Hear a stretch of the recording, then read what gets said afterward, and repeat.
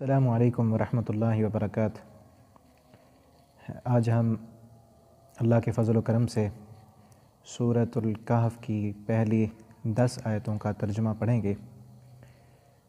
सूरतुल कहफ़ सबसे पहले इसका शान नुज़ूल ये बयान किया जाता है तफ़सीर इब्न कसीर में और दीगर तफ़ासीर में मौजूद है कि नबी करीम सल्लल्लाहु अलैहि वसल्लम जब मक्का में थे तो उस वक्त मुशरिकीन मक्का ने अपने 2 कासिद उक़बा बिन अबी मुईत और उसके साथ एक और बंदा वो मदीना में यहूदियों के पास भेजा कि आप जाकर यहूदियों से जाकर पूछें, उनके पास भी हज़रत मूसा अलैहिस्सलाम नबी आए हैं और वो तौरात उनके पास मौजूद है। आप उनसे जाकर पूछें कि हमारे पास मोहम्मद सल्लल्लाहु अलैहि वसल्लम नबूवत का दावा करते हैं, तो क्या आप सल्लल्लाहु अलैहि वसल्लम सच्चे हैं? हमें कोई ऐसी बात बताएं जो हम आप सल्लल्लाहु अलैहि वसल्लम से पूछें जिससे हमें ये मालूम हो सके कि आप वाक़अतन अल्लाह के सच्चे रसूल हैं।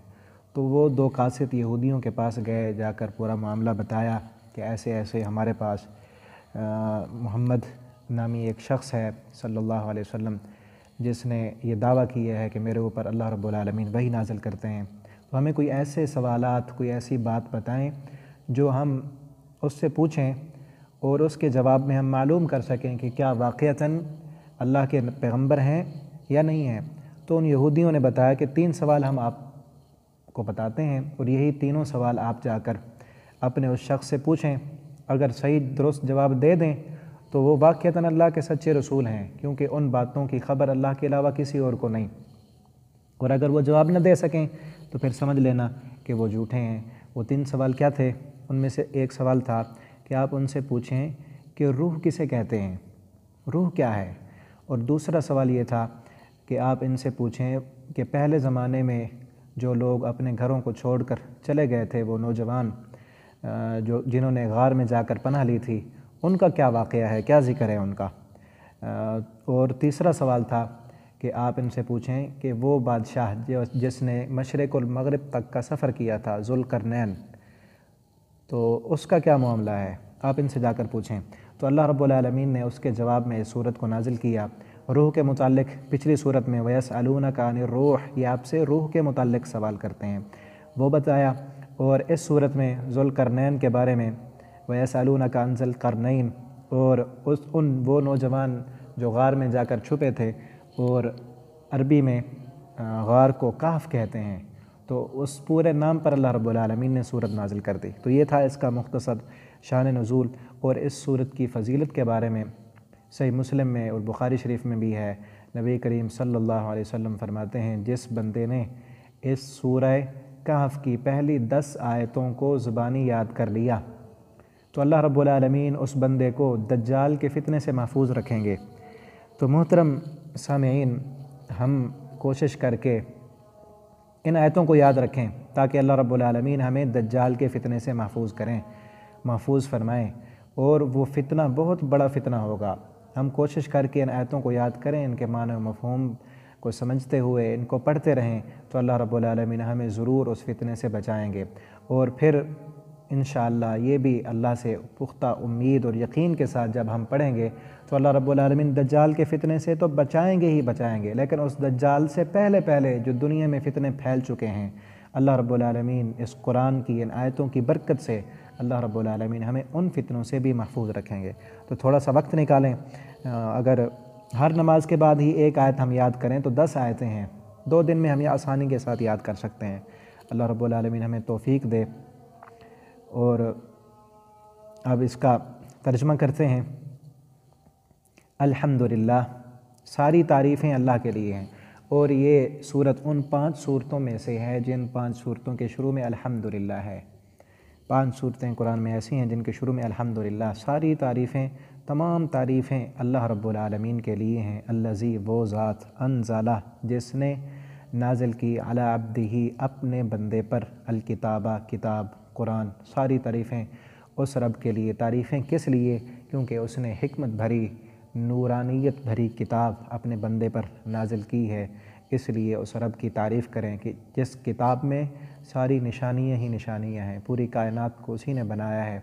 और फिर इंसान के लिए یہ پوری کائنات بنائی اور انسان کی رہنمائی اور انسان کی ہدایت کے لیے یہ کتاب نازل کی، اس لیے اسی رب کی تعریف کی جائے۔ وَلَمْ يَجْعَلْ لَهُ، اور نہ رکھی لہو اس کتاب میں عوجا کوئی کجی، کوئی کمی، کوئی ٹیڑھ پن اس کتاب میں نہیں ہے۔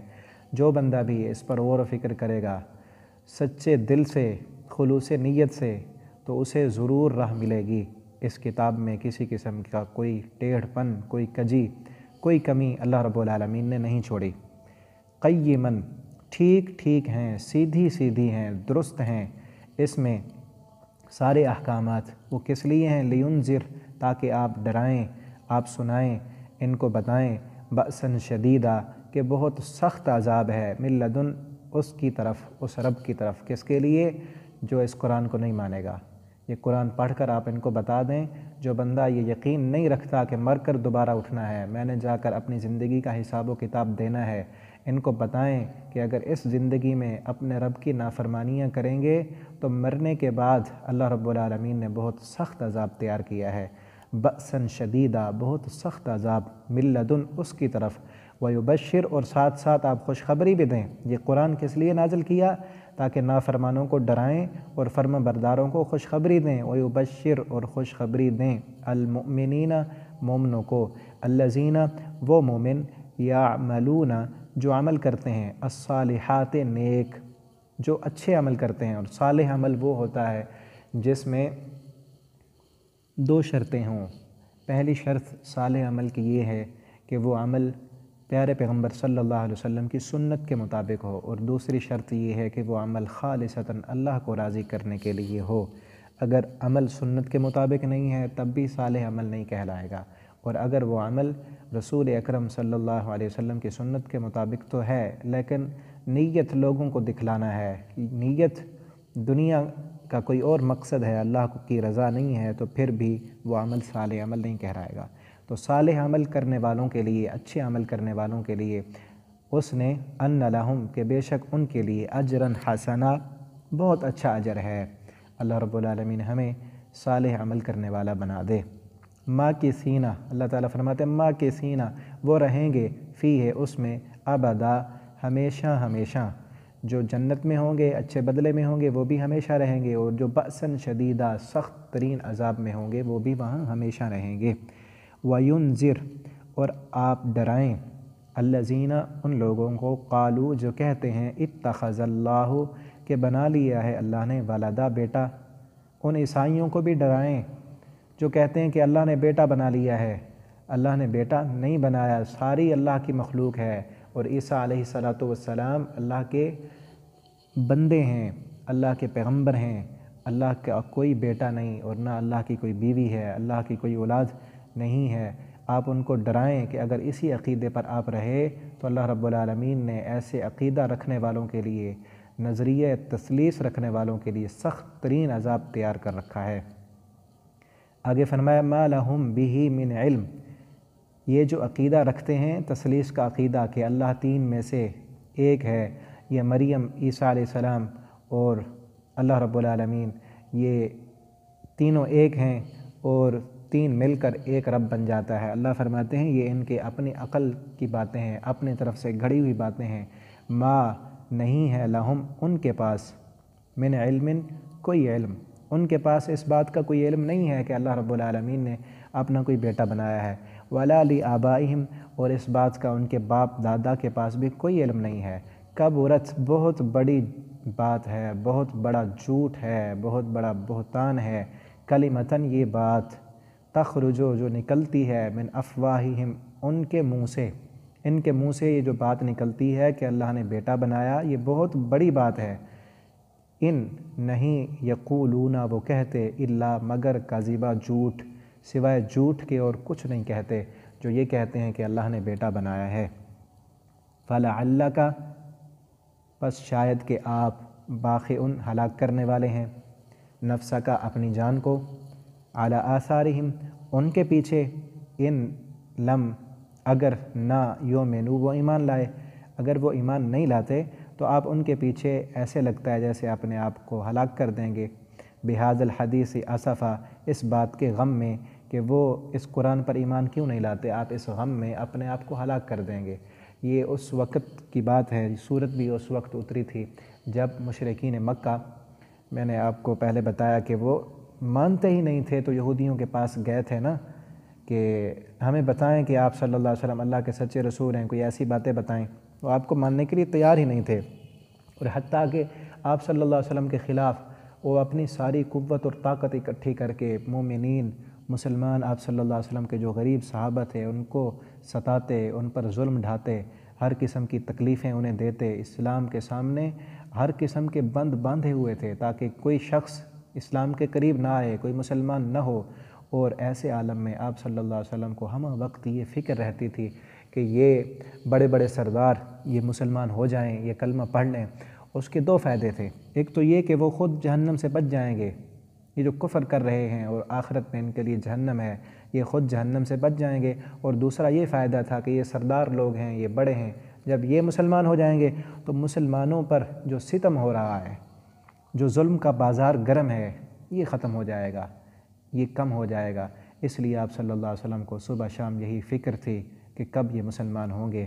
اللہ رب العالمین نے اسے فکر کا ذکر کیا ہے، فلا اللہ کا باقی نفسک، مجھے تو ایسے لگتا ہے کہ آپ اپنی جان کو ہلاک کر دیں گے۔ تو میرے محترم ساتھیوں، دوستو، ہم بھی دیکھیں کیا ہمیں یہ فکر ہے کہ ہمارے رشتہ دار نمازی بن جائیں؟ نبی کریم صلی اللہ علیہ وسلم کو کتنی فکر تھی کہ لوگ جہنم سے بچ جائیں، اور ہمیں کوئی فکر ہی نہ ہو۔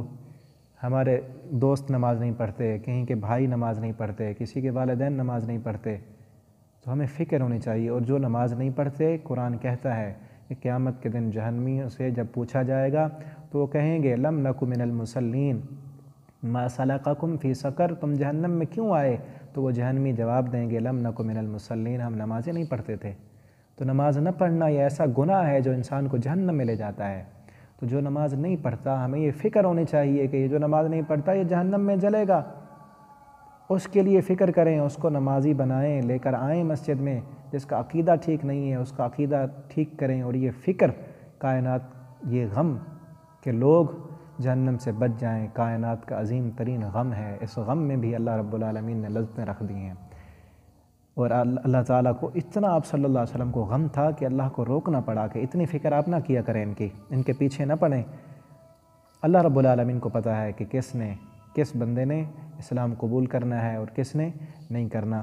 آگے اللہ تعالیٰ فرماتے ہیں اِنَّا، بے شک ہم نے، جعلنا، ہم نے بنایا، ما علی الارض، جو کچھ ہے زمین پر، زینتاً، یہ زینت ہے، لہا، اس کے لیے، زمین پر جو کچھ بھی ہے یہ سارے کا سارا زمین کی زینت ہے۔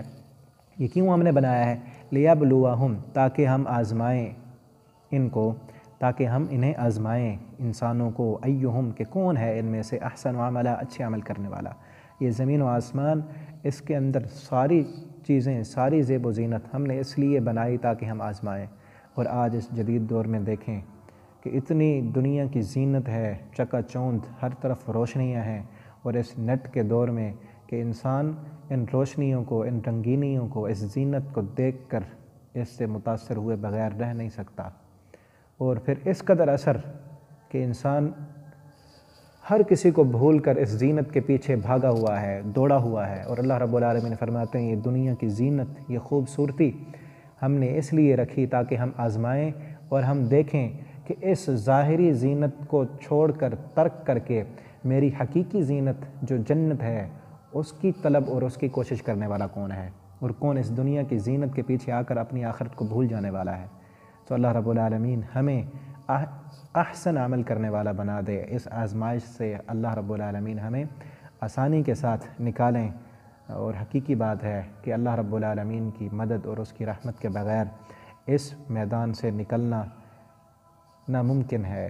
اللہ رب العالمین ہمیں اپنی رحمت کے سائے میں رکھیں اور دنیا کی ان رنگینیوں میں ہمیں نہ کھونے دیں۔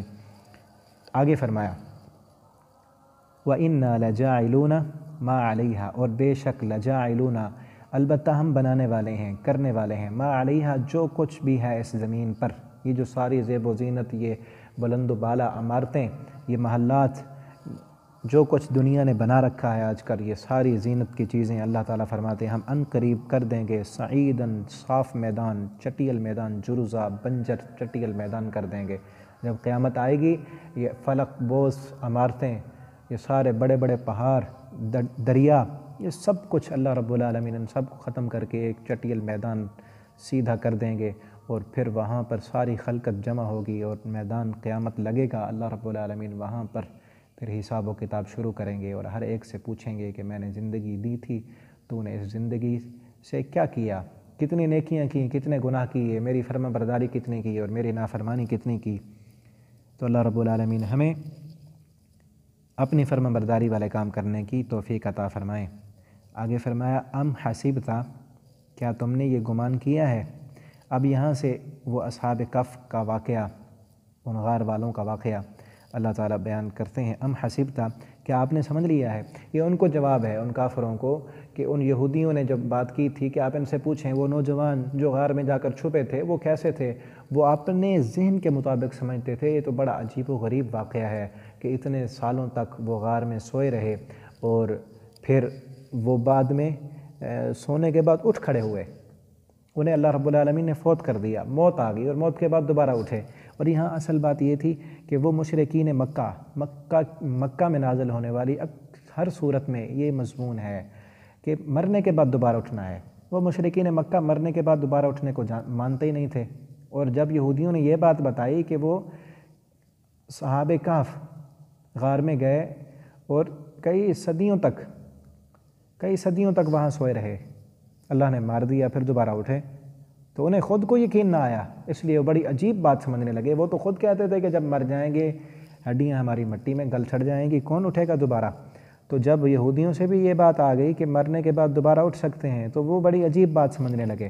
اللہ تعالیٰ فرماتے ہیں ام حسبتا، کیا تم نے سمجھ لیا ہے کہ ان اصحاب الکہف، کہ وہ جو غار والے تھے، والرقیم والے، کہف عربی میں غار کو کہتے ہیں، اور وہ غار جو کھلی ہو، تنگ ہو وہ نہیں، وہ کھلی غار اسے کہف کہتے ہیں عربی میں، اور رقیم کہتے ہیں اصل رقم تختی کو جس پر لکھا جائے، تو وہ تختی جس پر اصحاب کہف کے نام اور اس کا واقعہ لکھ کر اس غار پر لگا دیا تھا، تو ان لوگوں کو اصحاب کہف بھی کہتے ہیں اور اصحاب رقیم بھی کہتے ہیں۔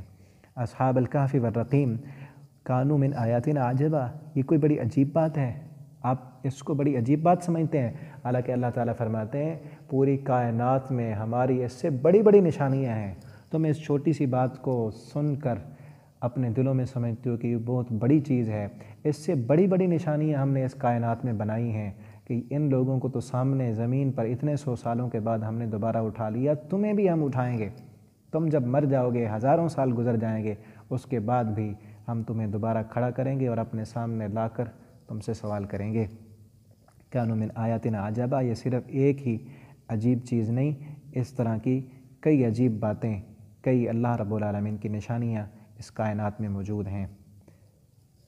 اذ اوی الفتیۃ الی الکہف، جب آوا پناہ لی، الفتیہ ان نوجوانوں نے، الی الکہف اس غار کی طرف، فقالو تو انہوں نے کہا، یہ وہ نوجوان تھے تقریباً 7 تھے، تو انہوں نے اس وقت بادشاہ جو تھا دقیانوس نامی ایک بادشاہ جو بہت ظالم تھا اور مشرک تھا، اور یہ نوجوان موحد تھے اللہ کی توحید پر چلنے والے، اس بادشاہ نے ان پر زمین تنگ کر دی، تو انہوں نے یہ سوچا کہ ہم یہاں سے بھاگ جاتے ہیں، کہیں ایسا نہ ہو ہمیں یہ پکڑ کر قید خانوں میں ڈال دے اور پھر ایذائیں دے، ہمیں ٹارچر کرے۔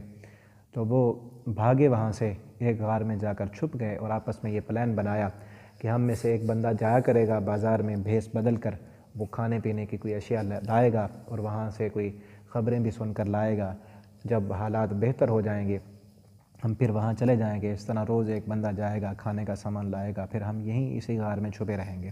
تو اللہ رب العالمین فرماتے ہیں جب گئے اس غار میں جا کر انہوں نے پناہ لی، وہاں چھپ گئے، تو وہاں کہنے لگے، کیا کہا، فقالو، پس انہوں نے کہا، سب سے اہم ترین بات جو ان 10 آیتوں میں مجھے نظر آئی ہے، اللہ رب العالمین نے جو میرے دل میں ڈالی ہے وہ مجھے یہ نظر آ رہی ہے، فقالو، تو انہوں نے کہا، ربنا، اے ہمارے رب، آتنا، تو دے ہمیں، ربنا اے ہمارے رب، آتنا تو دے ہمیں، من لدن کا اپنی طرف سے، رحمتاً رحمت، اللہ تو اپنی طرف سے رحمت دے دے۔ اور اللہ کی قسم االلہ کی رحمت نہ ہو تو ایک لمحہ بھی ہم اپنی زندگی کا نہیں گزار سکتے۔ ان فتنات کے دور میں ہمیں یہ دعا کرنی چاہیے جو ان اصحاب کہف والوں نے کی تھی کہ ربنا اے ہمارے رب، آتنا تو دے ہمیں، من لدن کا اپنی طرف سے، رحمتاً رحمت، اللہ وہ بادشاہ ظالم ہے، ہمیں جان سے مار ڈالنا چاہتا ہے، ہم پر زمین تنگ کر دی گئی ہے، اے اللہ اب تو کوئی راہ کھول دے۔ اور جب سچے دل سے بندہ گڑ گڑا کر، رو کر، آنسو بہا کر اپنے رب کو پکارے تو اس وقت چاہے ظاہراً سارے راستے بند ہوں، چاروں طرف سے انسان پر راستے بند ہوں، تو اللہ رب العالمین کو اس وقت پکارنے والا اللہ رب العالمین پھر اگلا راستہ اس کے لیے کھول دیتے ہیں۔ وَمَن يَتَّقِ اللَّهَ يَجْعَل لَّهُ مَخْرَجًا والا راستہ اس کے لیے کھل جاتا ہے۔ جب اللہ رب العالمین کو پکارا اور کہنے لگے فَقَالُوا رَبَّنَا آتِنَا مِن لَّدُنكَ رَحْمَةً، اے ہمارے رب تو دے دے اپنی طرف سے ہمیں رحمت، وَهَيِّئْ لَنَا، اور اللہ تو ہمیں دے مہیا کر، لنا ہمارے لیے، من امرنا ہمارے کام میں، رشدا درستگی، اللہ ہمارے کام کو درست کر دے۔ تو میرے بھائیو یہ دعا ہمیں روز کرنی چاہیے، ہر وقت کرنی چاہیے، اللہ تو ہمیں رحمت دے، تیری رحمت کے بغیر ایک قدم بھی نہیں اٹھا سکتے۔ وَهَيِّئْ لَنَا مِنْ أَمْرِنَا رَشَدًا، اللہ ہمارے ہر کام کو تو درست کر دے۔ جب ہم دعا کریں گے اللہ رب العالمین ہمارے ہر کام کو درست کریں گے، اور جب رحمت مانگیں گے تو اللہ کی جب رحمت ہو تو انسان فتنوں سے دور رہتا ہے۔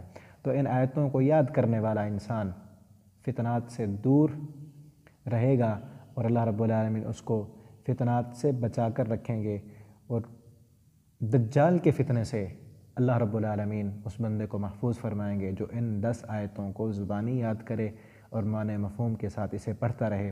اور اسی طرح یہ پوری صورت پیارے پیغمبر صلی اللہ علیہ وسلم فرماتے ہیں جس بندے نے جمعے والے دن اس صورت کی تلاوت کی، پوری سورہ کہف کی، تو اس جمعے سے لے کر اگلے جمعے تک اس کے لیے نور ہوگا، نور، قرآن کا نور، نور بصیرت، وہ نور جس نور سے وہ دیکھ سکے گا کہ یہ زندگی اصل زندگی نہیں ہے، اس مرنے کے بعد اور زندگی بھی ہے جس میں جا کر میں نے اللہ سے حساب و کتاب دینا ہے۔ تو ان آیتوں کو پڑھیں، انشاءاللہ پوری صورت کا سبق وائز ترجمہ کیا جائے گا۔ آپ دوستوں سے گزارش ہے کہ آپ وقت نکالیں، اسی موبائل کی سہولت کو استعمال کرتے ہوئے اسے غنیمت جانیں اور اس قرآن کو پڑھیں، اس کے ترجمے پر غور و فکر کریں، اسے سیکھنے کی کوشش کریں، تو انشاءاللہ اللہ رب العالمین دنیا و آخرت کے سب خزانے آپ کو عطا کر دیں گے۔ اللہ تعالیٰ سے دعا ہے کہ الہ العالمین ہمیں قرآن کو پڑھنے کی، سمجھنے کی اور اس کے مطابق زندگی بسر کرنے کی توفیق عطا فرمائیں۔ اللہ اس قرآن کو ہمارے غموں کے مداوا بنا دیں، غموں سے نجات کا ذریعہ بنا دیں۔ اللہ ہمارے دلوں کو قرآن کی محبت سے بھر دیں، اور اللہ تعالیٰ اس قرآن کو قیامت کے دن ہم سب کے لیے سفارشی بنا دیں۔ آخر دعوانا الحمدللہ رب العالمین۔